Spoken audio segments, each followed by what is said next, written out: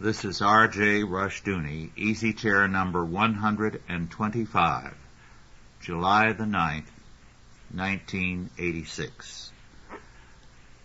This evening I'd like to discuss something that is in part an answer to a question one of you, Gene Newman, asked about the implications of sin in the political sphere. I've touched on this before. I want to deal with it again. I want to discuss it in connection with a book written by historian Roger Howell, Howell, entitled simply Cromwell. This book is out of print. It was published in 1977, and to my knowledge has not been reprinted. There are better books on Cromwell. There are quite a number that have been written by very brilliant historians, and I've read them and enjoyed them, some far more than this one. But this one is excellent because of a point that I'm going to come to shortly. One of the things we need to recognize as we approach Cromwell is that here was a man who was, by the circumstances of his time, forced into a role that he did not willingly take. There was a crisis in the nation. He seriously considered leaving England and coming to the colonies. However, little by little, his intelligence, his grasp of affairs, his speaking and acting brought him to the forefront of the struggle between Parliament and the King. The King, of course, was Charles I. Charles was a thoroughgoing scoundrel. Such an opinion is not popular among historians, but the point is that not only was Charles I a man whose word could not be trusted because he believed himself to be above the law and above keeping truth, keeping his word to any subordinate. On top of that, he was a common thief. He seized the gold in the Tower of London, which was held in trust for the London merchants and goldsmiths. This was one of his many acts of contempt for any of the properties and rights of others. Cromwell at first had hopes that the king could be brought to reason. But by strong opposition, reasoning, by defeating the king when he went to war against his own people, and by a number of other means, the king could be persuaded to live under the law, that he could be persuaded to be a man of integrity. That was Cromwell's first great disillusion. The king could not be trusted. The fact was that the king was a sinner. As a king, he felt very much above and beyond the law.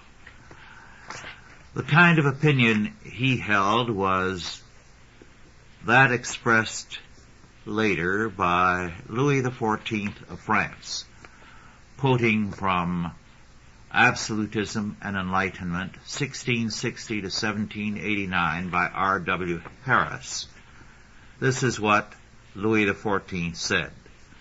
As the king is of rank superior to all other men, he sees things more perfectly than they do, and he ought to trust rather to the inner light than to information which reaches him from outside. Occupying, so to speak, the place of God, we seem to be sharers of his knowledge as well as of his authority, unquote. Louis XIV's opinion of himself was shared by other kings, no less by Charles I. Notice what Louis XIV said: a king is superior to all other men. Moreover, that he sees things more perfectly than anyone else. So he should trust his own inner light than that of any of the wisdom or information given to him by anyone else. That he shares the knowledge of God as well as the authority of God. Very presumptive. Well, Cromwell's first great disillusionment was his hope that the king could be brought to reason, that he could be brought to common sense and rule as a godly king. Charles I was a sinner. As a sinner, he had no desire to surrender his imagined prerogatives and to put himself under any law of God or man. Then next, Cromwell found that as he turned to Parliament, the voice of the people, these failed him. The voices of the people as expressed in Parliament was one of confusion. And Parliament then was restricted in the kind of suffrage that existed. So it was what was described as the better sort of men who could vote and who were in Parliament. And Parliament proved to be notoriously petty. As a matter of fact, the people who should have been the most able in Parliament were the most unreasonable, the Presbyterian party. They wanted not the law of God, but the will of the Presbyterians, and they did incalculable harm.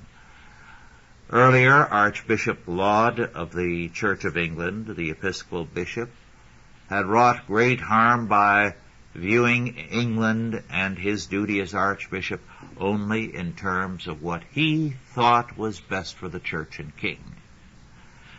And now the Presbyterian party had the same approach. Cromwell looked to the people who were not represented. And, of course, we have more than a few historians, abler than Mr. Howell, who have erred greatly here in idealizing what the people were.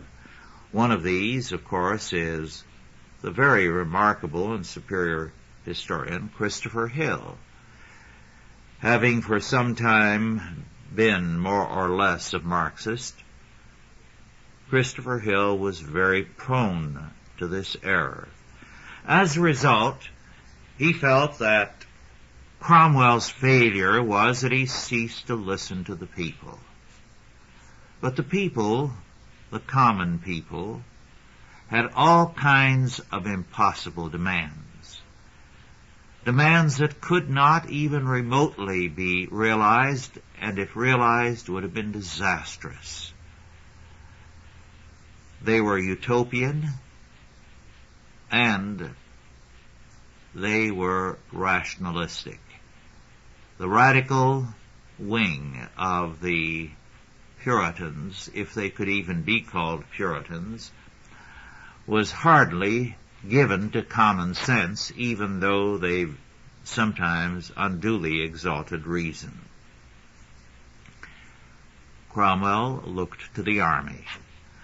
One of the most remarkable documents is Puritanism and Liberty, edited by Wodehouse, which is simply the transcript of the army debates. The men in the army debating from the standpoint of varying forms of Christian faith and varying forms and degrees of political faith, what was to be the future political settlement of England. Very remarkable document. But the army failed Cromwell also. So finally, to make a long and painful story short, Cromwell overthrew a great tyranny, In the process, he had found that that tyrant, the king, could not be depended on, and there was no hope in him. There was no hope in the people. There was no hope in Parliament, and there was no hope in the army. And it meant, finally, that Cromwell, who was trying to look for a solution to the problems of the country, had to rule by himself.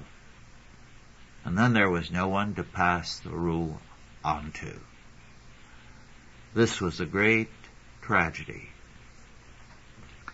This tells us a great deal, too, about our world.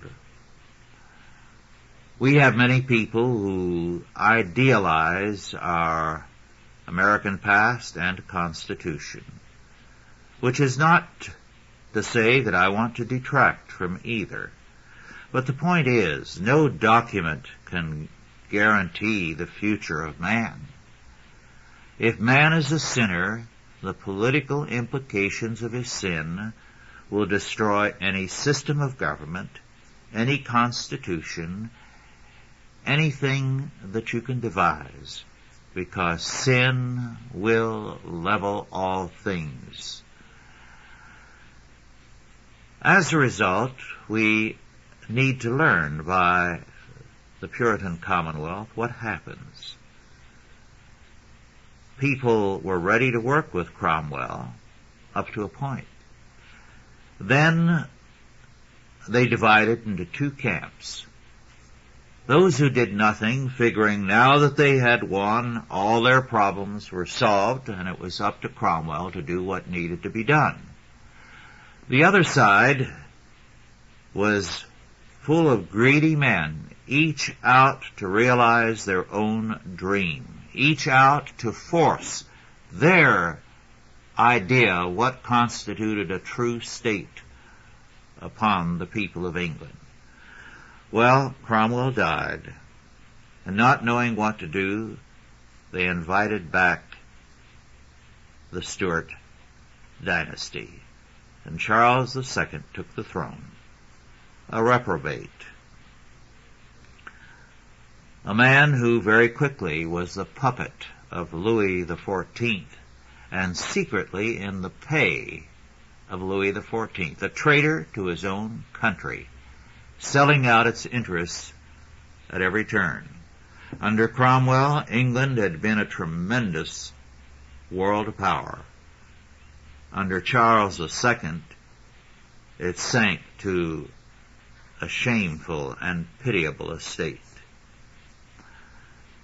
Charles II was more interested in being subsidized to have his freedom to sin at will than to do anything constructive to alleviate the problems of the kingdom. However, Cromwell's years were not in vain. What happened was this. Cromwell had destroyed the divine right of kings. He had destroyed autocracy. He had destroyed an oppressive order. And as a result, it was impossible for Charles II, had he so desired, to go back to the regime of his father. The result in time was, in 28 years, the glorious Revolution of 1688. It meant that Parliament came to the rule. Not that it ruled well, but it meant there was some progress, that the old order was gone, and England was changing. No one gave Cromwell the credit, but by his destruction of the old order, he prepared the way for something else in England. But what he did not die there.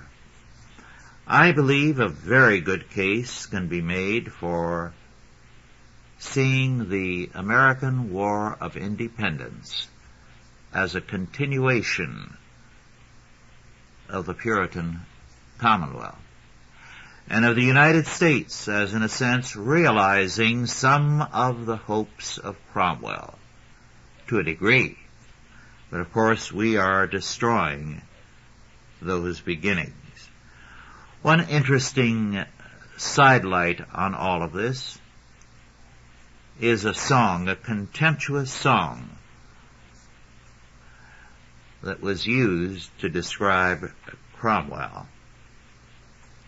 It was a song that had come from a nonsense song sung by Dutch farmers when they were harvesting, and it began with the words, "Yanker doodle doodle down."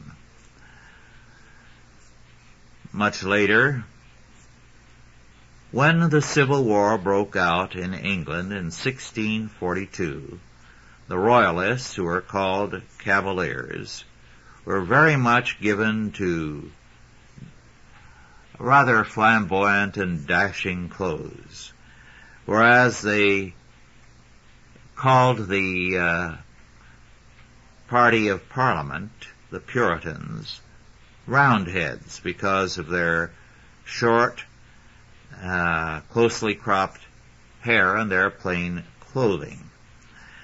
They also poked fun at Oliver Cromwell. Cromwell came from the minor gentry, and they ridiculed him as being pretentious, which he was not, and as trying to pass as a cavalier, which he never did, by singing a new version of the Yanker Doodle Doodle Down song that began like this. Yankee Doodle came to town upon a Kentish pony. He stuck a feather in his cap and called it macaroni. The word macaroni had referenced the Cavaliers' Italian-style clothing and its flamboyance. And their idea was that Cromwell would like to be a Cavalier in appearance, but never would be. Well, of course, Cromwell never sought to be that.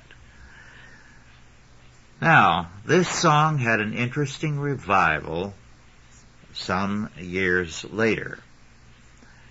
When the French and Indian War broke out in the colonies, a British Army surgeon who was stationed in New York thought the shabbily dressed colonial troops who were fighting alongside the British were quite ridiculous. The idea that they thought of themselves as soldiers, as men who could fight alongside of the British, amused him. And so he wrote a song to ridicule them, and he took the anti-Cromwell song, Yankee Doodle came to town upon a Kentish pony, and stuck a feather in his cap and called it macaroni and applied it to the colonial troops. And the British soldiers loved it. The interesting thing is, in action, the colonials were the better soldiers by far. They were used to fighting on American soil, fighting Indians, and hiding behind trees and getting out of the way of the enemy's gunfire. The British troops were used to marching in redcoats, all in a line, and naturally the Indians had no trouble mowing them down. Incidentally, that's how Washington distinguished himself in the French and Indian War, because he simply adapted the Indian-style warfare to the troops he commanded. The British officers regarded such maneuvers as cowardly, as disgusting and shameful for a gentleman to adopt. There was no question they worked. Incidentally, the French and Indian War did not help British and American relationships, because the British troops were all contemptuous of Puritanism. And they despised all the Americans, North and South, as Puritans. They ridiculed them. They were continually trying to debauch the American girls. And the result was there was a great deal of resentment towards British troops. This paved the way for the War of Independence. There was a sentiment among a great many, because there were demonstrations against the British before the French and Indian War was over, and there were acts of violence between the British and the Americans. Well, with the War of Independence, the British again used this to ridicule the colonials. But the colonials in April of 1975 made Yankee Doodle their fight song. And the result was it became immensely popular. It deserves more of a place in American history and American singing than it has ever gained. Before the war was over, it was their favorite song, the colonials' favorite song. When the fighting ended in October 1781 with the British surrender at Yorktown, the American troops lined up in two columns. On the one side, their French allies, on the other, the Americans. And the British had to march between them. And General Lafayette, who knew what had been going on, ordered the band to play Yankee Doodle. This infuriated the British. Quite an interesting story. But there was more of Cromwell on the American War of Independence than historians generally write about. Very important aspect of our history. Well, on to something else now. I referred to R.W. Harris, Absolutism and Enlightenment, 1660 to 1789. Very interesting book, published in 1964. A great deal in it that I would rather not go into now. Perhaps on some other occasion I would like to use it. But I'd like to refer to one citation by Dr. Harris from Montesquieu. Montesquieu said, and I quote, "Law in general is human reason," unquote. Law in general is human reason. Very interesting and very important statement, because this has implications for the subject that I spoke of earlier, that Gene Newman asked me to talk about, implications of sin in the political sphere. If you see reason as somehow above and beyond man's sin, and the logic of human reason producing or expressing law, you are in trouble. Because what you have said is that law is what fallen man devises. And law then becomes what it has become in our day. The humanistic philosophers of law have been mainly two schools in the modern era. Those who have said that law is the expression of logic, following Montesquieu. That the human mind, as it comes to a logical conclusion, comes to an awareness of fundamental law. And it is reason that formulates and expresses law. Then with John Dewey, of course, law became experience. In either case, what happened was that humanistic men took an aspect of man, a fallen creature, and said that law was derived from that sphere. Well, what happens then is that sin is enthroned and becomes the law of the day. We see this very clearly today in every country, including right here in our country. Law is the expression today of the sin that is in Congress and in the Supreme Court. They are giving expression to their sin. Whether they call the law logic or experience, the end result is the same. Sin has triumphed. And the net result is that our society, precisely as it seeks to improve itself through the law-making bodies, goes downhill more and more, becomes less and less capable of coming to grips with reality or solving anything.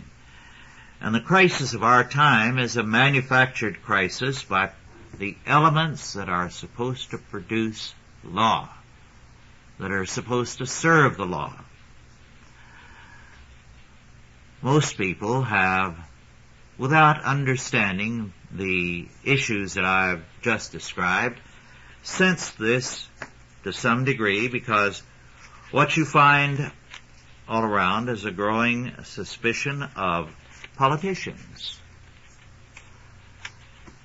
a growing suspicion of lawyers, so that you can hear all kinds of jokes and ugly comments about lawyers. And of course, the same is very true of judges. I've heard people say that, by the way, that all judges should be shot. This statement in anger as they read the papers. Well, these people, without going into the reasoning behind the law, have instinctively recognized that the very agencies that should be serving law are the most anarchistic with respect to the law, and the results are deadly for our society. They are destructive of everything in our history, and they are leading us steadily into a growing degeneracy and decadence. Otto Scott has defined decadence as the inability of a people to defend themselves. And increasingly, we and other countries are losing the ability to defend ourselves. We have become decadent. And the roots of this are in our political sphere, in the lawmaking sphere, because we have ceased to move in terms of God's law, and we are seeing human reason as the source of law, and the lawmaker somehow rising above everything that man, the sinner, fallen man, is in his capacity as a man who expresses law as either the reason inherent in man or the logic and experience of the past. Now to continue, not too long ago I discussed briefly, much too briefly, a book by Charles Murray, Losing Ground, American Social Policy, 1950 to 1980, published in 1984 by Basic Books, and I believe still in print. Now the Ethics and Public Policy Center in Washington, D.C. has put out a little paperback, Gaining Ground, New Approaches to Poverty and Dependency, with a portion of Murray's book and essays by Robert Royal, Glenn C. Lowry, Michael Novak, and Peter L. Berger. This little book is obtainable from Ethics and Public Policy Center, 1030 15th Street Northwest, Washington, D.C., 20005. And the price I'm not sure of, but yes, $4. Now, one of the things that I'd like to cite again from Murray's book before going on to this book is a statement he made therein as he dealt with the education of the disadvantaged, of minority groups in this country.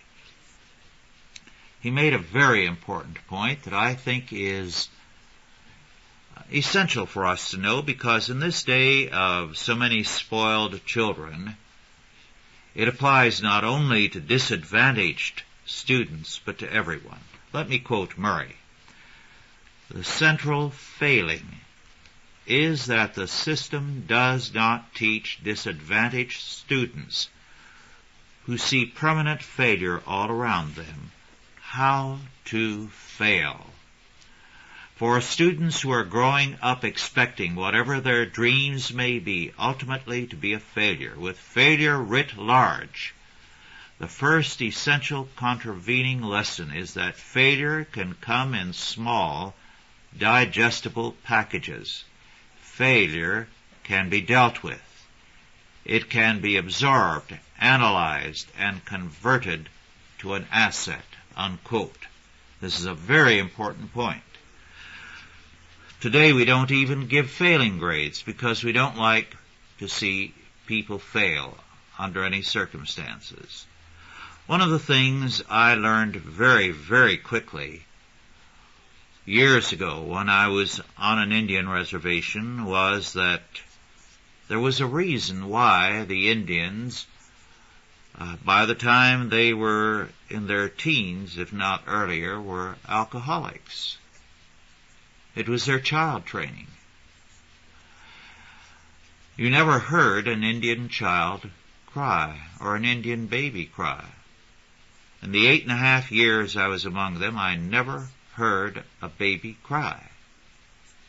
Well, that's unusual. I would preach at the mission with a great number of babies in the congregation. I never heard one cry. The reason was simply this. Whenever a baby showed any sign of displeasure, the baby was immediately given the breast by the mother and rocked and held so that it never had to cry. When the child became a toddler, again he was never frustrated. The Indians loved their children greatly, but with a kind of love that was ultimately destructive. If an Indian child of 5 or 6 wanted to get into a game with children of 8, 9, or 10, he was allowed to play with them. Of course, not being up to their performance, it quickly ended the game. But nobody seemed to mind. No one objected because it was unthinkable of them. It was heartless. It was cruel to deprive a child. Well, the net result of all of this was that the minute these children began to get a little older, as they approached their teens, and as they found that life can be frustrating, they couldn't take it. They became alcoholics very quickly. They had to find refuge in a dream world, and of course later on with peyote, a drug, which was taken religiously. Well, this is what we're seeing in our culture today. After the war, I had a meeting in New York with some graduate students. I believe it was about the year the war ended. And I went into this and I said, it is this type of training that has destroyed the Indians, and if we get it here in this country, this same kind of indulgence towards children, it will destroy our country. Well, of course, the Depression children decided to become indulgent parents. They didn't want their children to be deprived the way they had been deprived. And the result was we created a generation, more than one generation, that cannot be frustrated. And because the world is frustrating, they've gone into liquor, they've gone into pot, they've gone into heroin, they've gone into opium, they've gone into LSD, they've gone into the sexual revolution. Every kind of trip imaginable they're taking because they cannot take a world of frustration. They cannot face reality. So we have a problem today, and it isn't going to go away either on the Indian reservation, where the problem still continues, or in our culture at large. On the Indian reservation, the reservation where I was, today they have the highest rate of suicide in the United States. We're getting youth suicide increasingly all across the country because they cannot take the simplest frustrations. So, Murray's point is excellent, not only for the disadvantaged or the minority groups, but for all. We need an education that enables people to learn how to fail and to realize that failure can be absorbed, analyzed, and converted into an asset. Now to turn to something by one of the commentators on Murray's book, In Gaining Ground. I'd like to quote from Glenn C. Lowry. The Quandary of the Black Community is the title of his essay. And I quote, "As Orlando Patterson has brilliantly argued, fault and responsibility must not be presumed to go hand in hand. It is absolutely vital that blacks distinguish between the fault which may be attributed to racism as a cause of the black condition and the responsibility for relieving that condition. For no people can be genuinely free so long as they look to others for their deliverance." Unquote. Let me repeat that sentence. For no people can be genuinely free so long as they look to others for their deliverance. An excellent statement. Then, very briefly, to a book edited by Carol A. Clancy, Pornography, Solutions Through Law, put out by the National Forum Foundation for $14.95, and the address is 214 Massachusetts Avenue, Northeast, number 220, Washington, D.C., 20002. It's a small paperback of 150 pages approximately, but there are some excellent things in it. The writers, I think, are predominantly Catholic, and I think this adds, in many cases, to the value of the book. They are not all Catholic because, for example, Jerry Comby from Liberty Baptist College writes on pornography and public morality and has some excellent things to say. For example, his point that tradition without truth is not enough is a very good point. There is an interesting point made by another writer, one which I think really is an overstatement, but nonetheless, historically has more than a germ of truth.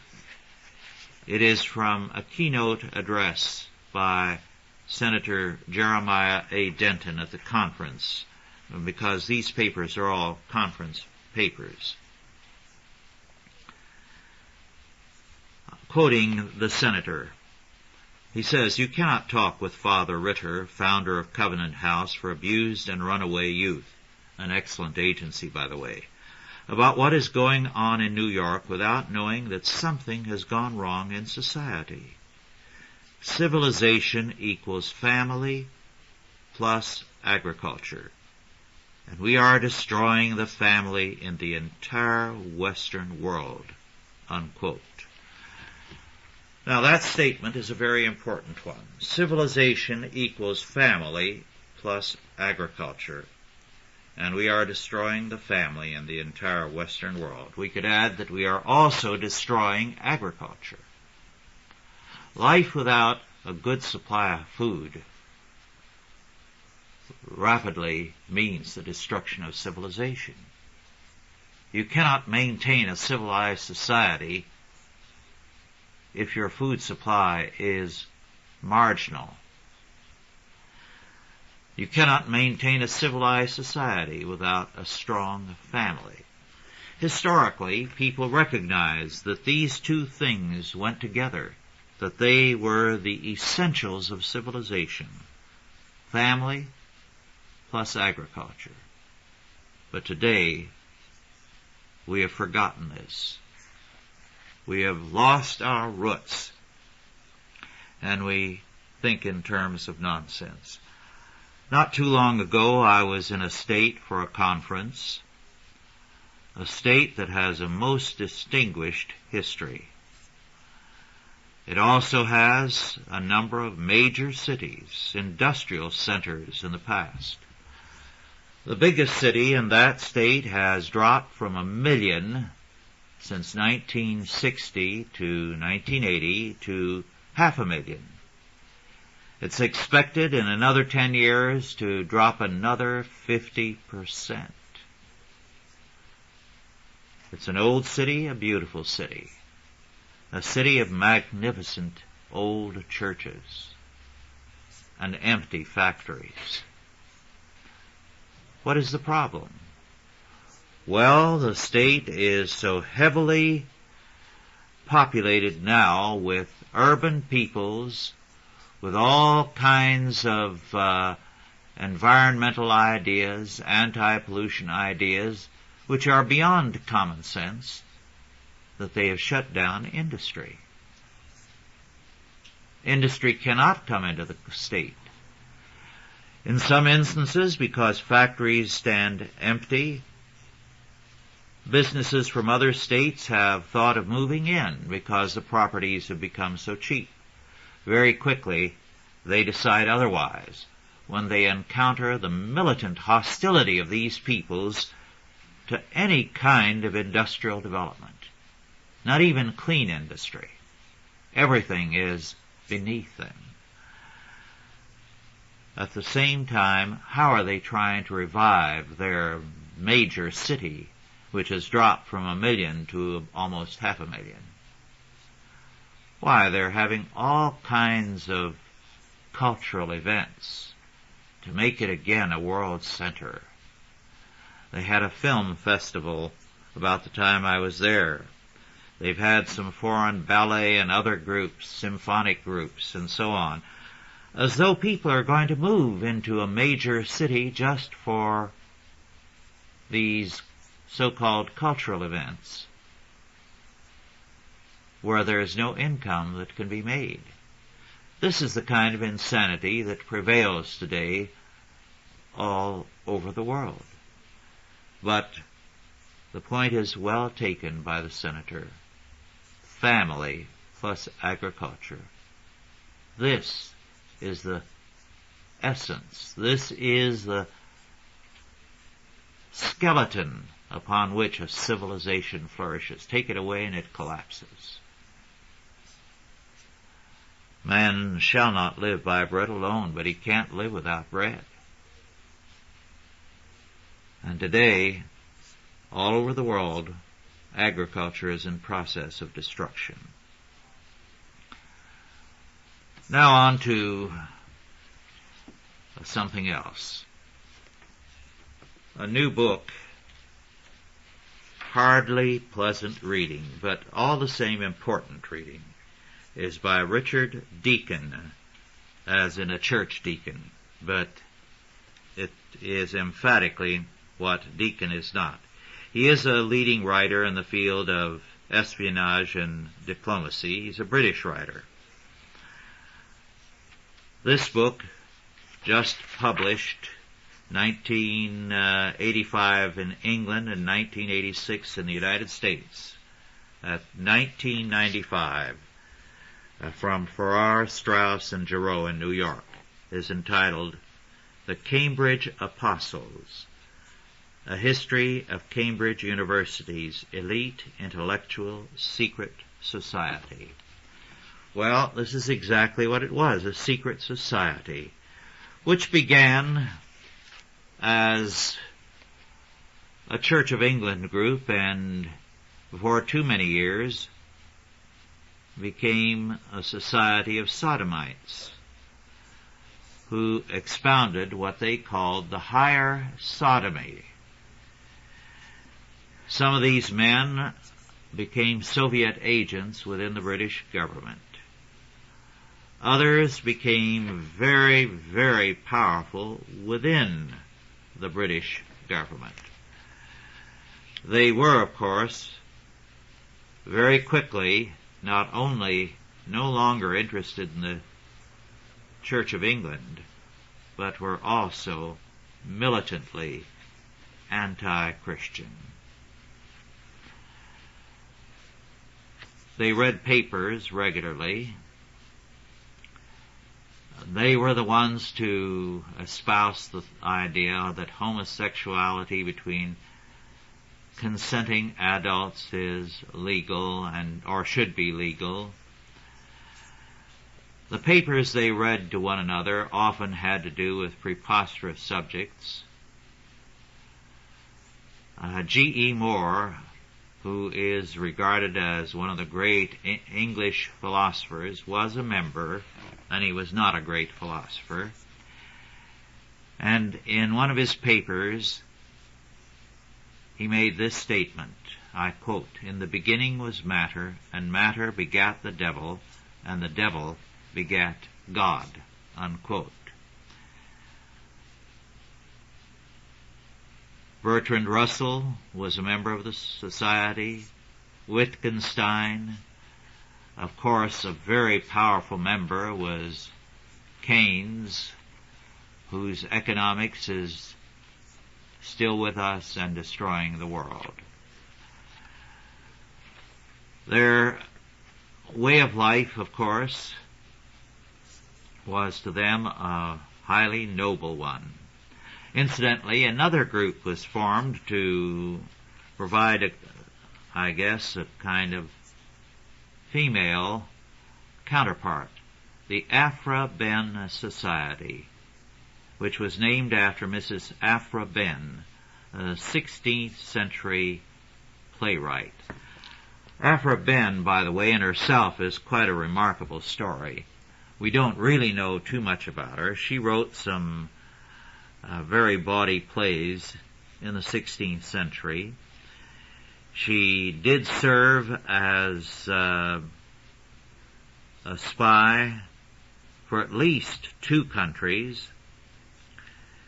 She may have come to the Americas. She knew something about it. She wrote about the noble savage very glowingly, and justified even their cannibalism. They were innocent children of nature. So a great deal that went into Rousseau and that tradition came from Aphra Ben. Well, apparently Aphra Ben had lesbian tendencies that historians haven't bothered to deal with. At any rate, an Aphra Ben Society was also formed at Cambridge. The interesting thing, of course, is these members of the Apostles, or the higher sodomy group, have always preferred to exercise power and authority behind the scenes in the civil service, in the diplomatic service, or advisory or experimental agencies, rather than to take a public part in government. They have loved the behind-the-scenes influence. Incidentally, one of their more important members was Edward Marsh, who very early became a private secretary and right-hand man to Winston Churchill, and as such exercised a very, very powerful influence there. One of the early and ostensibly member during the period of orthodoxy was Hort, H-O-R-T, Fenton John Anthony Hort. But there's a good question as to whether in Hort's day the society was as innocent as Deacon seems to believe, because Hort was the man who did most of the work in the preparation of the Westcott and Hort version of the Greek New Testament, which supplanted the received text with scholars. There is no question that Hort was a hater of everything that was orthodox, a hatred that extended to the received text, so that perhaps even in the early years, behind the facade of Church of England orthodoxy, the society was not what it pretended to be. Let me add that Deacon is not writing critically of the apostles. He goes so far as to say in his conclusion, in the outside world, the influence of members has over the past 40 years been more significant in science, medicine, economics, and technology than in any other fields. Membership of the society may well have encouraged feelings of elitism with some, and what is worse, privileged elitism. Some apostles, such as Harry Johnson, have acknowledged this. As we all suffer from ill effects of counter-elitism in its worst forms today, I should be the last to attack elitism while still condemning privileged elitism. But in the long run, as I hope this book will prove, the cut and thrust of debate and arguments of such societies as the apostles have in very many instances paved the way to better things and justified their existence. So, if as an outsider one may raise one's glass to the apostles, and may they long continue. So much for Deacon's perspective, which, need I assure you, is hardly mine. Well, very briefly, to a book published just this year by Good Books in Intercourse, Pennsylvania, Grace H. Kaiser, K-A-I-S-E-R, Dr. Frau. Grace Kaiser is an M.D. who practiced medicine in New Holland, a town in eastern Lancaster County in Pennsylvania, for 28 years. She just retired. Her practice was predominantly among the Mennonites and the Amish, and she writes in a kindly way about them as she describes their foibles and their traits. It's a lightweight book, but very pleasant reading.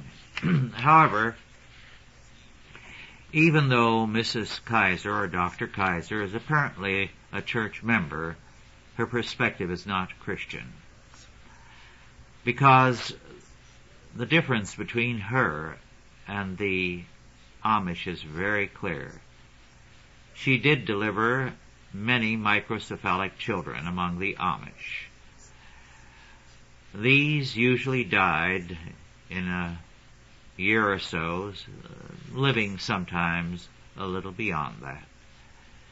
These were a product of considerable inbreeding among the Amish. In fact, one of her problems was that so many of them had similar names, even to having the same middle name as well as the same first and last name, that finding out who was having a baby was at times difficult. But as she delivers one microcephalic child, and then is present when the child dies, she sees this as a tragedy, and I'm afraid most of us would feel the same way. But she is honest in presenting the perspective of these people. They do not see it as such. In fact, as this one microcephalic baby died, they watched me, she writes, examine the lifeless form on Anna Marie's lap. There were no breath sounds, but the heart continued to beat strongly several minutes before hesitating into complete silence. When the chest became noiseless, I folded the blanket gently over the baby's body and nodded to those who shared the watch, a blessing he could go. Now he will finally have peace. He is in a better place. God was good to us. Thank you for not doing anything to give him pain or make him last longer, Grandfather Fisher said in a subdued voice. As I closed the kitchen door softly behind me, Anna Mary still sat with her baby across her knees. Levi sat beside her. I would call Al Furman, the funeral director, from my phone at home. The family would have another hour with their baby before the world of reality intruded on them. Tomorrow or the next day, family and neighbors would gather around a small grave.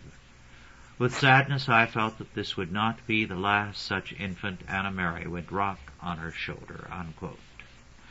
What she failed to see, that these people loved every child, and they knew with an absolute certainty these children would, like all the rest, be with them in heaven. I read a book once about the Hutterites in the Dakotas, and their attitude is the same. Well, our time is over. Thank you, and God bless you all.